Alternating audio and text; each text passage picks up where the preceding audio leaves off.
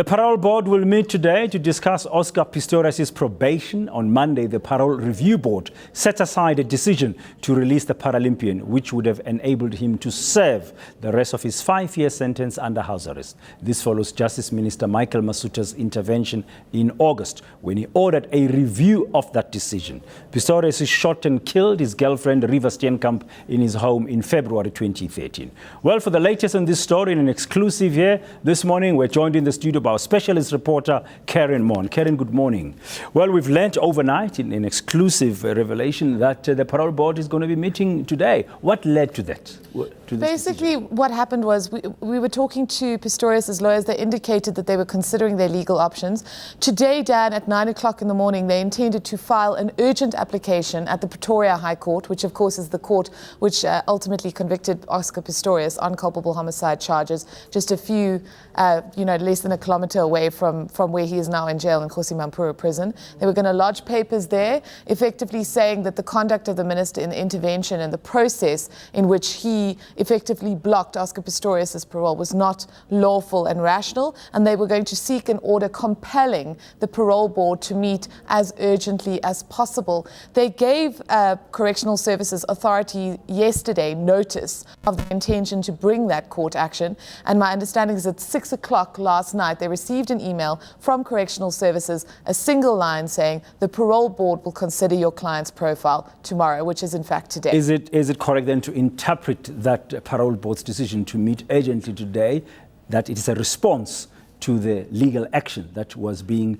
advised by Oscar Pistorius' lawyers? Definitely, because, that was a big part of their case, was we want to compel the parole board to meet urgently and to consider this. Because also remember, Dan, that if in the absence of a decision to say yay or nay to parole, which is because Oscar Pistorius is in this limbo at the moment, they can't go to court and review and challenge that decision. They need a decision to be made. When I interviewed the Minister of Correctional Services, Mr. Justice Michael Masuta, just a few days ago in eNCA, we asked him the question, has Oscar Pistorius been treated fairly?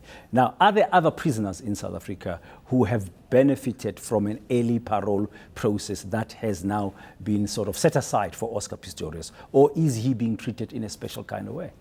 There are an estimated 3,000 inmates who have been released under the exact same scheme of the Criminal Procedure Act in the exact same way where parole was granted prior to the fact as Oscar Pistorius. In fact, many years ago, Tony Yengeni was one such inmate. He was released under that same 2671I of the Criminal Procedure Act.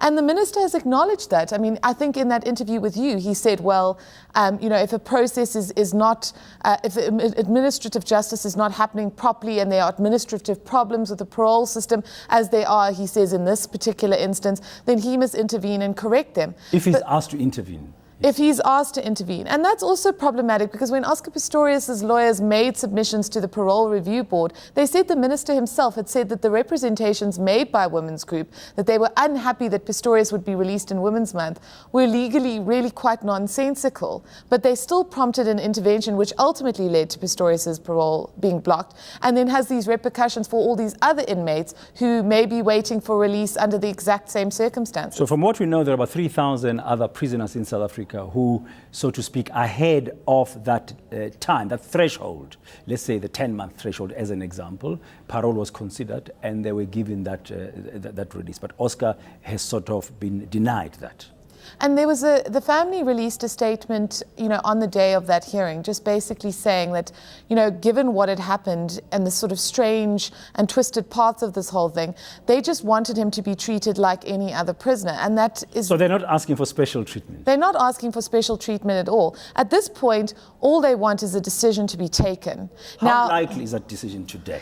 Well, what I'm very interested in is this is the Mampuru Parole Board, the same guys who said Oscar Pistorius should be released off the back of recommendations from 2 psychologists and a social worker.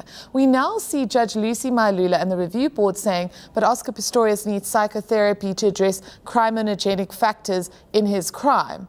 So, there seems to be a bit of a concern being raised there, and one has to wonder, what the parole board will make of that kind of order or recommendation from the judge about this so-called therapy that he must undergo, given that, according to his lawyers and the parole board itself, he's been undergoing therapy the entire time he's been in jail. Okay, well, we're going to watch the parole board's decision later today. Hopefully we'll get it sometime today. Thanks, Karyn, for that exclusive news story this morning. That's Karyn Maughan, our specialist reporter.